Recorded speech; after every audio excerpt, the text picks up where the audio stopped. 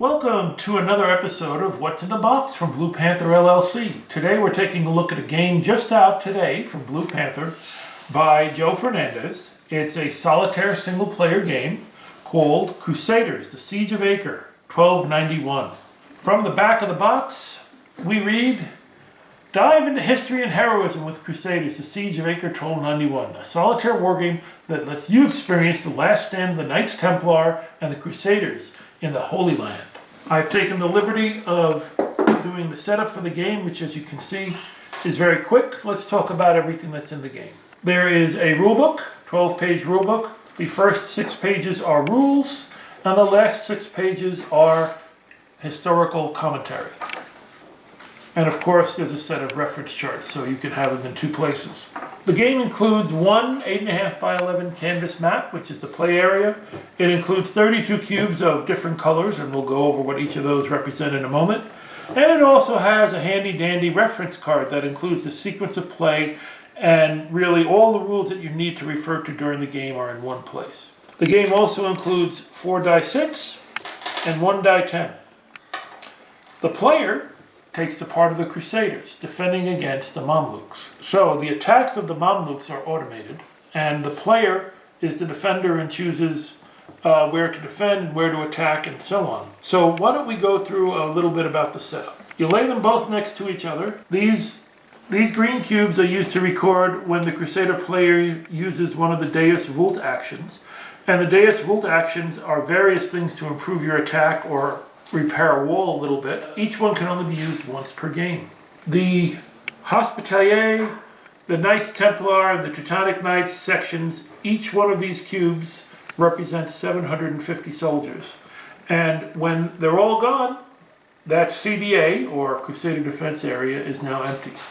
There are 3 other Crusader Defense Areas, or CDAs. There's the Outer Wall, Inner Wall, and a Cursed Tower.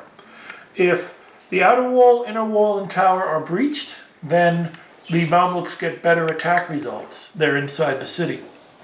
There's also some markers to keep track of Mamluk infantry, which at the start is about 80,000, and each dot on the track represents about 2,000 Mamluk soldiers. There's also a track that keeps track of the efforts of the Mamluk miners, who are trying to sap the walls and otherwise destroy the defenses of the city. And finally, of course, we have a marker for the turn. The game is played in up to 14 turns. Victory conditions are, for the Crusader player, if the Mamluks are reduced to 0 strength, and the player loses if the 2 outer walls, the accursed tower, and 17 Crusader cubes are removed. The game is played in a series of turns from 1 to 14, and let's go through a typical turn sequence. The turn will start with rolling a die 10, and you roll the die 10 and you consult the events table. And things that this particular roll of 3 inflict 1 casualty on the Mamluk infantry. So already we have a little bit of a loss there. The next phase of the turn is the Mamluk do their catapult attack. They roll 3 dice, they hit on a 1 or a 6, so we have 2 hits, and then they need to consult this chart, which is randomly determining which area they actually hit. On this particular case with their catapult, they hit the inner wall twice. Ouch. And now it's down. 2. Wow.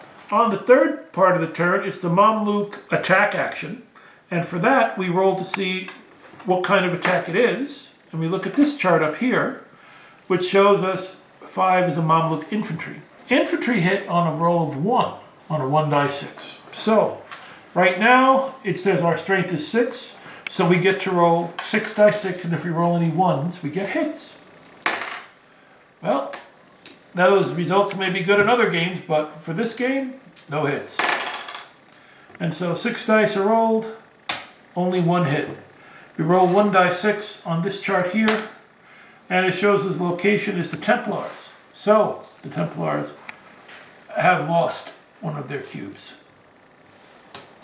Finally, it's time for the Crusaders to attack. Now, Crusaders are a little different in that no matter how many pieces they have on a given CDA, they always get to roll 6 die 6. And they hit on a 1 or a 6. So, basically we roll 6 die 6, 1 hit, 2 hits.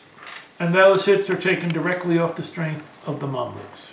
If I want to, I may also optionally play one of the Deus Vult actions. So I have a wall that's really damaged. So maybe I want to do -1 to repair one wall hit.